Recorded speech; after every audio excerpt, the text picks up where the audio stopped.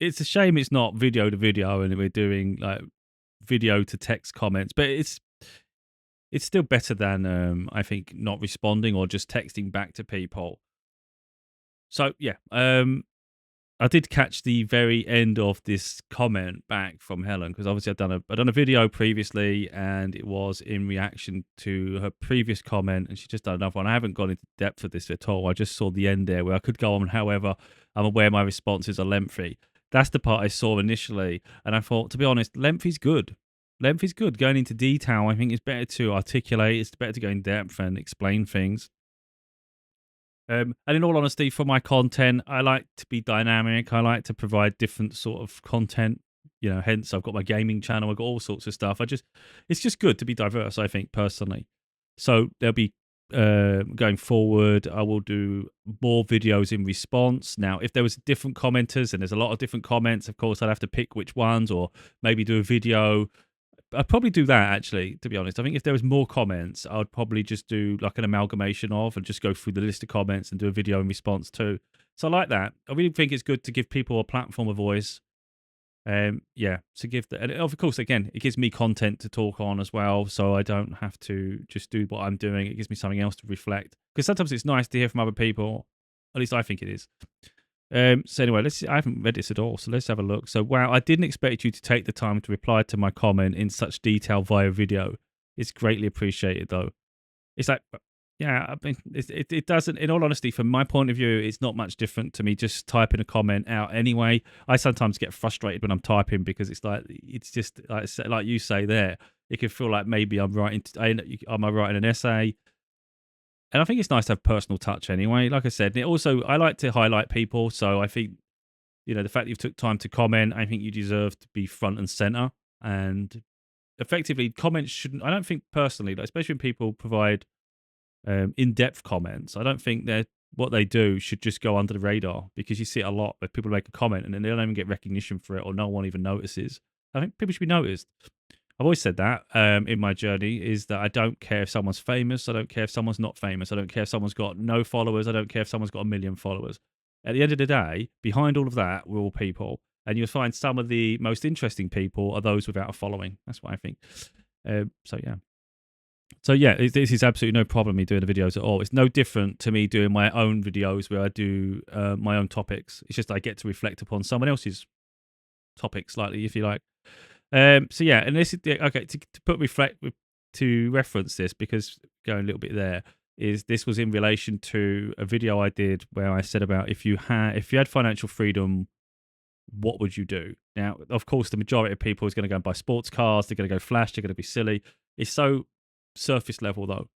It's like sometimes it's about like what impact can you have on the world for the next generation. And I know it seems like you're probably talking nonsense because that's how the majority of people would think about that, but it's not.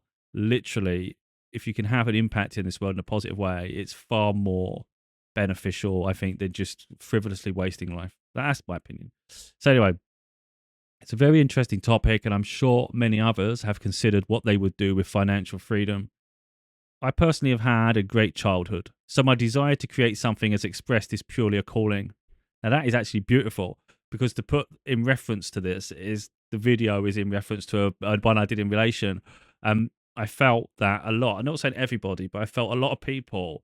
If you think about sort of like charity and good causes, most people have different causes at heart. Maybe they sort of like deal with cancer, like Helen's talking about helping children. There might be people that deal with other sort of illnesses like Alzheimer's. It could be dealing with like even things around the planet like climate change. It's anything and everything. There's a cause for everything, and I just felt maybe for a lot of people, it might be something where they've had an issue with something in their life, and it's made them then react to want to raise awareness or find a cure or just do something about it. So what Helen's saying here is, I personally have had a great childhood. So her desire to help children doesn't come from a childhood, but from a calling. So it's something deep within themselves that they feel is like something that they're here to do. And I think that is actually beautiful. That is beautiful, because that's why I do what I do as well. It's like, for the majority of what it is, it's a calling. And I feel like I'm here to help raise awareness to people, to literally mirror back, reflect, on certain aspects of life, really. And it will either help open their mind to different things, or it will re-emphasize the path they're on. So I think that's beautiful either way, to be honest. It's not me saying I have all the answers and just believe this and believe that. It's like, use your own discernment. But hopefully, me saying something, it might trigger a response for good and bad. If it's in bad way, then of course heal that, work on it. If it's in a good way, then it's like just carry on doing what you're doing. There's nothing wrong with that. I was fortunate to grow up with parents who supported my creative passions. See, that's really nice, just that in itself, because a lot of people actually don't. A lot of people get told it's stupid, it's reckless, it's a waste of time. It's never going to make you money. A lot of things in life is always gets attuned to money. I don't know if people notice that. If it's not going to make you money, it's a waste of time. Before I deviate, I just want to deviate slightly. A video come up on social media yesterday. Someone had done a children's book. It was only like a very thin one. I think it's one of those picture ones. And someone commented, "What a waste of time! But like, if you're only making £1 a book, what a waste of time doing that." And I thought, you haven't got a clue, have you? You don't understand. You're too busy chasing money. So everything you do has to be attached to money. Otherwise, there's no value to it. There's actually no purpose. And they've lost sight of reality completely, haven't they? They don't even know what actually brings them joy. They think money's going to bring them joy. They're so deluded. I couldn't be bothered to get into the comments, and I couldn't bother to say anything. I just thought that's not my battle. That's their battle in life. If you think that's a waste of time, I'm thinking kudos to this guy, because he's actually done something that he's proud of.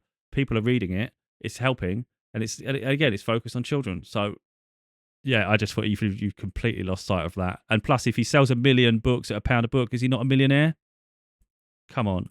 Obviously, you've got taxes, so he wouldn't quite be a millionaire, but the potential's there. But anyway, that's that. So that's that. People just so short-sighted. So yeah, where you say that, yeah. So I guess I want others to have that too. So so you had that support as a child, so now you want others to have that support to be allowed. Yeah, because that is something that most people don't have. In all honesty, they don't. They get pressured all the time to be something they're not. I like that. That would come with like battles though, wouldn't it? Because inevitably in that setting, you're likely to have a parent who feels aggrieved, will probably come charging down, cause a scene, say, what are you doing? What are you saying to my child? They now think they could be astronauts. It's like, do you know what I mean? Because some parents are just absolutely unhinged. It's all about them rather than the children. I've crossed paths with so many children as I used to work in a school. Oh, that's really nice. That's really nice. Because to be honest, I don't know if I've said this. I might have said it in one of my books. I really don't know if I did. There was a period in my life, I think late 20s. I can't remember the exact age. I actually thought, because I was trying to figure out what I want to do in life, what's my calling, what am I good at. I know I'm good with kids.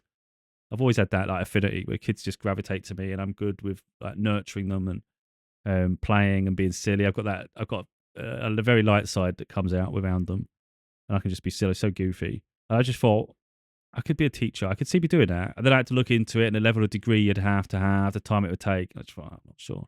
So if I was like personally me, I would only want to be a primary school teacher. I definitely couldn't handle the kids at high school, because I'd have to say something, and it's not this place to say it. And I think toddlers are a bit too much at times, aren't they? I think if you had to go in, day out, that'd get a bit mad. So I think the junior school. So I don't know if yours was primary. If it's primary school, I bet it was fun. Actually very passionate about how the school system is failing most children.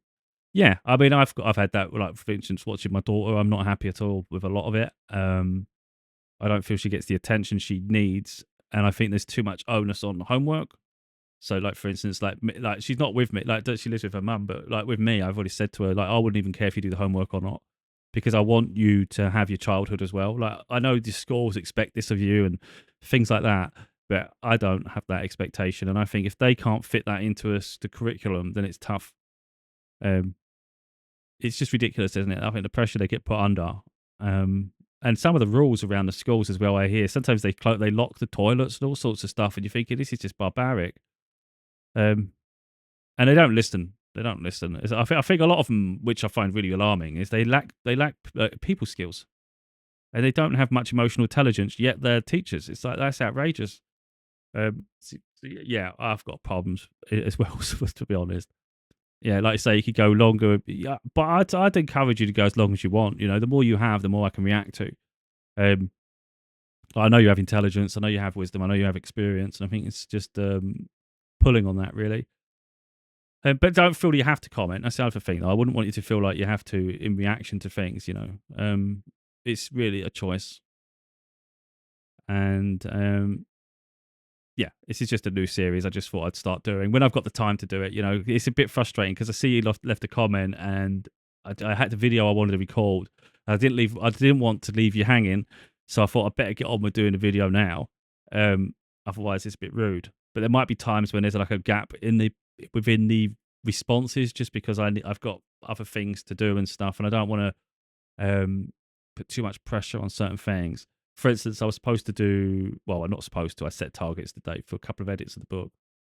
But I did a video just now and it's quite, to be honest, it went quite deep and I just felt a little exhausted after and I just thought, wow, you've just gone quite deep there. So whether I edit anything today, I may do something tonight or I might just wait till tomorrow. But sometimes some of the things I do, it does take it out of me because it's emotionally draining and there's a whole process, isn't there? So it's just, even if something's only an hour, it does drain you as well. So yeah, it's just, yeah, I've enjoyed your comments. I like where your head's at. I can see the direction you're sort of focused on. And I think the thing is, when we have that direction in life, I think it's just, I think naturally it just carries us to where we're going. You know, where you said you want a kiln and things like that, so you can focus on your pottery and your artistry, and then like help develop children and things like that. And I've got no doubt with a mind focused on something like that, it will just come true. I think things are just aligned for the possibilities and opportunities. If anything, I think by highlighting comments like this, I'm not saying it'd be through my platform, but it could be anyone's platform, and it could be for your own platform.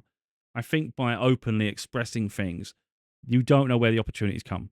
It may be that someone happens upon content, they see like really how kind your heart is, that where your mind is at. They may want to invest. You know, they may think, you know what, that sounds like a great opportunity, that idea. How would that work? And it, like you, because that's the thing with life. Like that person who just criticized the person for doing the book, just because they're so short sighted. You don't know where the opportunity is going to come. You don't know if someone's going to see you. You don't know where a breakthrough happens. That person could be a millionaire just from one little book. Because if it reaches a target audience where there's enough of it, it'll just sell. And it's like, and now the other one, because the other one was so focused on money, they're the ones that have no money because they're so attached to the idea of it. You know, it's like forcing them to be delusional where they're not even being natural. So then they're having to work so hard to have so little. And then the other person who's just literally going with the just following their passions and pursuits, you'll find they naturally gravitate. Money will just naturally come to them and they'll have a happy life. And it's like, because they're doing something they love and they're doing it for the right reasons. And I find that quite interesting, to be totally honest, that sometimes what someone craves in life and they despise someone else for something, they end up having what they wanted. In that weird sort of karma. So yeah, I often think that good things come to good people. It just sometimes takes time. And it'd be nice if I, like, in the future, if I hear of the story of, you know, you've got all the things you said you wanted, that'd be really nice, won't it? Because it's like, you know, good people deserve good things. And like I say, you never know where someone is going to notice. It might be here, it might be somewhere else, but hopefully, you know, I think hopefully it works out. But I think also the important part there is you're putting yourself out there.